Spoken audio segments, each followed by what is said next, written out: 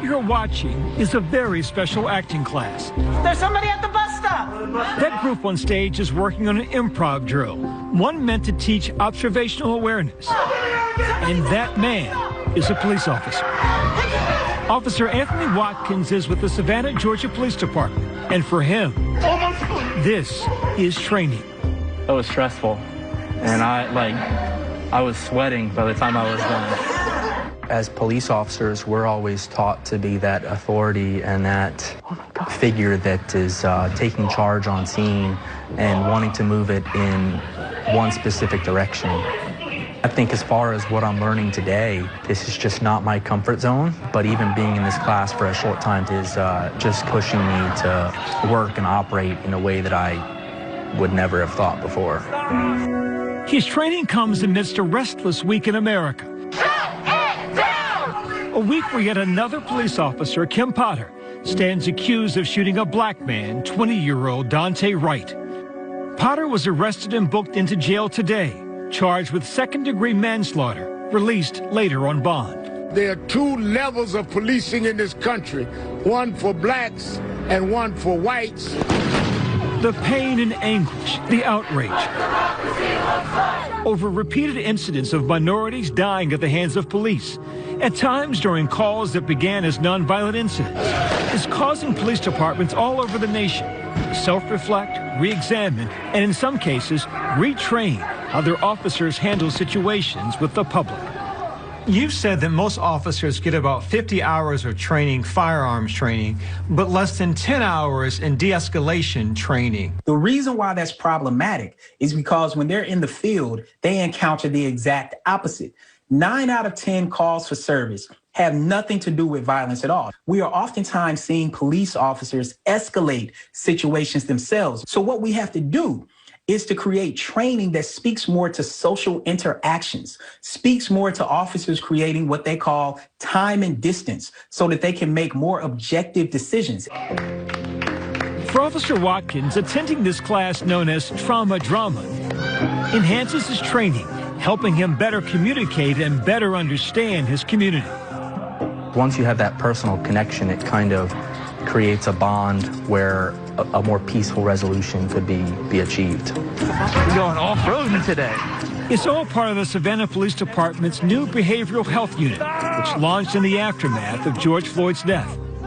We looked at some of our statistical data, specifically back in 2019. We responded to about 3,700 calls for service that were not related to criminal acts, but were related to individuals in some type of mental crisis situation. What was really needed for those calls for service was for those individuals to be evaluated by a clinician, to be connected with resources, and for them to have the opportunity to have some type of follow-up plan put in place to reduce recidivism for those types of calls.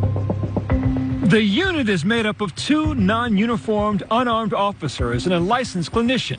The choice of attire, a deliberate one. We're in a more laid-back uniform that is kind of designed to make people feel more comfortable. The uniform that I'm wearing today is what I wear on a daily basis. We're trying to stand apart from the rest of patrol because we're trying to get there and calm the situation down and get people the help they need.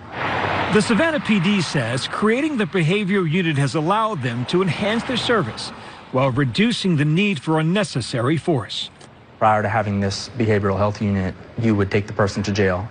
And now we have more options. And when we tell them that we're, taking a person in for treatment or taking a person to a mental health facility rather than jail, most often than not, they're pretty happy with that. I think people are realizing that reform is no longer an appropriate word. And instead, we need to start thinking about transformation. What we've been doing over the past quarter century or so simply is not working to address the racial disparities that we see in policing. If I'm afraid that I'm going to be murdered at every single second of the job, and I'm always operating in what they would call like code red, I'm always on high alert, that is toxic mentally, it's toxic physically, but it's also toxic to the profession of community policing. If I'm afraid of my neighbors, then I'm going to react fearfully. Changing an officer's mindset is something Savannah Detective Patrick Skinner has been championing for years. I think that the conversation has become more open and more urgent, I guess. There's an obvious need for police reform. A lot of departments are trying to make that. Before rebasing in Georgia, Skinner served in the Middle East. I was in the CIA for 7.5 years, stationed in the Counterterrorism Center. His experience there left an impact, especially where their tactics came up short. When he returned to his hometown of Savannah and decided to become a police officer 4 years ago, he says he saw much of the same. We wanted, to get the Sunni community on our side in Anbar province, Iraq. I mean, that's impossible. But when I came home to Savannah and I started seeing that same rhetoric here where, get the community on your side. We need the African-American community. We need the Hispanic community on our side. I could understand quickly that doesn't make any sense. Skinner was outspoken in what he was seeing as a B-cop, quickly gaining public attention in his community and around the country, speaking out in articles and on social media about community policing and the importance of being a neighbor. In his department, he began introducing ideas like the importance of how officers use language, including the term civilians.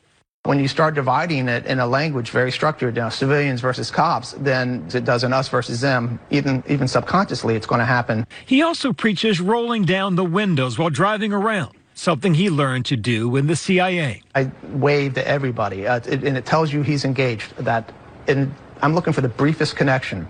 The windows down is an easy way to do that. You can hear everything, see everything. There are no small acts of kindness or connection, and we just need to not pass them up. It's that view of your community as neighbors and not threats that Skinner hopes will become more and more a part of an officer's mindset and training, not just in Savannah, but across the country. We have a warrior mindset that is taught, and it's taught a lot, with zero empathy, zero compassion, zero understanding, and the goal is compliance. I don't like that warrior mindset because it's an us versus them, and it's a really aggressive us versus them. The consent of the community is how we have our job, and they have a say in how we do our job.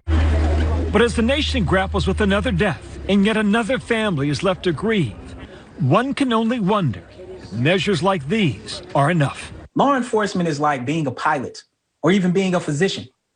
You have to be perfect.